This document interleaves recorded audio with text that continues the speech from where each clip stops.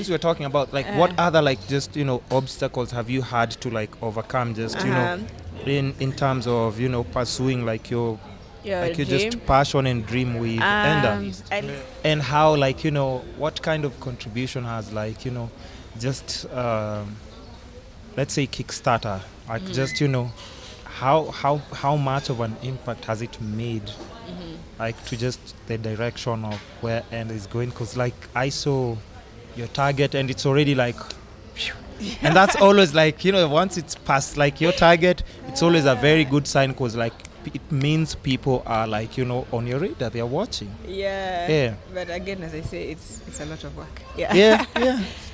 So a few challenges, I'll split them into two before I go into Kickstarter. First, personal, and then the business. I think personal, kind of just coming from a perspective where I'm a mother of 2 kids. I'm also someone's wife, someone's sister. I have a big family and I need to see them. So there's just a lot of stuff. And I think one of the challenges that especially face women is how do you manage to kind of just balance everything. And I feel, my opinion again, that our society pretty much has a very heavy domestic role on women. For example, I know one friend of mine who was very happy to declare he's never changed his kids' diapers, and I was like, really? And I'm not putting you out there because we had this conversation. No, I'm true. just saying that if you need people to explore and to discover new things, people need time. And I feel like I was lucky in different ways that I've been in a family that's very supportive. So at any one point, I know my kids are taken care of, whether I'm late or not, whether I have to travel. I never have to worry about my kids. Wow. And I hadn't even thought about luxury. that. And it's very tricky. It's a luxury. It's very tricky. Yeah, how do women do it? I don't know how women do it. Especially with all the things you're talking about, jobs in different countries, studying and everything. Back then I was still doing a regular job. Like Enda was my side gig for quite some time. So that was just a huge challenge, but I was able to overcome it with a lot of family support. And then another challenge was kind of just making the decision to do Enda full time. People need to eat, especially if you have kids. And again, I had my job and I was happy and comfortable. And then there's this thing that every day you sleep, you just feel like Enda is like poking you. I felt I eventually we had to make a choice as a family in terms of what vision we want to see. And that was a big challenge before we were living in the US. You guys were living in the US? Yeah, but that was after I came back from LSE and I got a job in the US. Oh, so like back. So we moved. With the kids, everybody. Kids and everyone. And this is taking everybody from a whole different environment and that's adapting. Why I keep saying for women, if your partner is not supportive, imagine it. It's just not going to happen. It won't work. It won't work. So to the guys out there, please support your women. Hey, listen, if I had a girlfriend who came up with a shoe idea, I'd be fully supportive. I'm like, yo, but remember the loan story? The shoe idea is a culmination okay. Now I see. Of many things. So it's just, I think what a lot has of been things come to play. Helpful for us is seeing the bigger vision, and even that vision, if it's not in line with society's expectations, kind of just saying this is what works for us, this is our vision, and this is what we're going to pursue. So I've been lucky in that my family has been flexible enough to make changes with me as I go, and also to just point out that my kids are small, so I feel like we have some 2-3 years to experiment with stuff before we now solidly settle down and let them pursue their stuff. So that was challenges from a personal perspective, and then from finding money is hard, and I keep saying I just wish people with money in Kenya should support Kenyan businesses. Because it's not going to happen. Because to cut you off, but don't forget your chain of thought. Because I'm just thinking like how it works, like how we see it working, like in the States, even from like things like Silicon Valley. Like the most valuable thing in certain developed countries is an idea. Like if somebody spots your idea, like even whether it's music, somebody sees you online, like, yo, that person can sing. Record label, they already start sending you offers. They see, like you see what Shark Tank is doing. You go in with like an idea, they're like, we want to actually buy 99% so that you can be 1%, because we think we would. It's very good. Yeah. But we don't need you in this idea. We can run everything and you can still make a certain amount, X amount at the end of the month. Yeah. But like so in Kenya...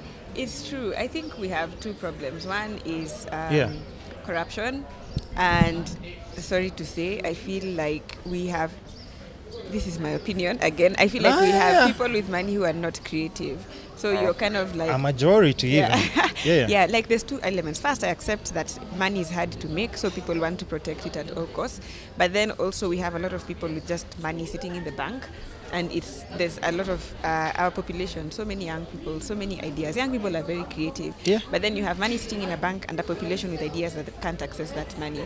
So funding is a big problem. And I think we have to kind of really assess the structures in place and say, are they working or not? Personally, I feel like there has to be a fund to support people who basically, there's like the business can be split into different things. But even just having someone who has an idea, it's a side gig, they can't leave their job. Having a fund where you're just paying their expenses and you're like, we will pay expenses for 2 years, you just wake up and do your thing. Even a silent partner who's just like, investing. It creates give me 2% and and also just like I feel like our financial system is set up. It's not even for business, it's set up for government. It's much more lucrative to lend money to the government than it is to lend money to young people or the populace. So you have a system where money is there, but it circulates at the top, and then you have a majority of people who have really cool ideas. I said at the beginning, Kenyans are great. They go outside, they become great. Yeah, and they just like it's like their potential like actually just blows up. Exactly. So I'd say funding was a big challenge, still is. That is why we went to Kickstarter, because basically it's just like a Harambee system, but only based on an idea. And these pledges, like just pledge, and I mean, I don't know how, because I'm not familiar with it. I know how kind of like how it works, but when people do like the pledges, is it that are you supposed to give them back the money, or they're like, we're putting this in your idea, you wing it, you go do your thing? So it works in different ways depending on your project. So for example, if you're fundraising for a film project, maybe you'll give people like access to the film or stuff like that. Some people will just give for the sake of giving. For us, since we are a product company, this was the shoe we were launching. It's called the La Patette. So we were basically pre-selling the La Patette in advance. So basically saying, okay, here's the samples, we've made them. If you pre-buy now, then we'll be able to make them and deliver them at time X. So people are buying, although there are some people who just made like I support you and this is amazing. And that's how we did it. Oh, so there are some people who are doing like pre-orders, and there are people who are like just but majority pre-orders. Yeah, because that's the business. How much is the shoe? For Kickstarter, it was going for 10K. The retail price is going to be 12,000 bob. Listen, which is, I'm sure if you saw the show that I'm a big fan of, you understand how much shoes cost. The shoes are expensive. And even making them is expensive. But I'll tell you another good thing is like, if it's a running shoe, and it's coming from Kenya. Exactly. Do you know how much more value that adds? Exactly. Like somebody to rock it and say like, this is actually from Kenya. Yeah, and people do. Sometimes I just get random photos of my phone from people from in the middle of nowhere just running in our shoes, and sometimes you have that surreal feeling of, are they actually wearing Enders, And I'll actually, can I buy them though? Or I have to wait though? This is the 10, this one's called the 10. This one is available. Okay. This one, no. It's not available yet. You just have the samples. Okay, I want the exclusive ones. Yeah. I might just pledge for these ones, because anybody who knows me, I'm like into that unboxing thing and stuff. Yeah. So I think I'll just make my pledge as well on this. Yeah, that would be cool. So financing was a problem, and also just capacity. You want to make shoes. Running shoes, nobody has done it before, so you kind of meet people who are like, why would you want to do something like that, Yeah. And then also just finding a factory that is willing to do this work. We spoke to a lot of factories, we got a lot of no's. but we finally settled to work with Umoja Rubber Products. So what I love about Umoja is, and shout out to Umoja, is I like their leadership. They see opportunity, So while everybody else was like, no, impossible, why would you do that? Umoja was like, okay, this looks interesting, it doesn't hurt to try. And I think that's the mentality we need in Kenya, just to give a chance. What's the worst that could happen if it fails? Is Umoja run by, I'm sorry to ask, but I have to ask, is it run by Kenyans? They're Kenyans. Okay, kudos to those Kenyans, because guys, like we're having this conversation, and it's just like you need to understand, it's not like a lot of people will say yes. For them to say that. And it's okay, like even Umoja, we found them again through a reference, because we talked to everybody who we thought had a factory. And then there was a guy in Canada, surprisingly, who basically wrote an email and said, see what I'm talking about? You see what I'm talking about? And he wrote to us and he's like, oh my God, you guys are doing an amazing thing. And so when we had a call and he was asking, what do you need? And he said, we are really looking for someone who has that capacity. He's like, I have the guys for you. And they're in Kenya, like, call them up. And this person is communicating from? From Canada. Yeah. Kenyan? No, he's not Kenyan.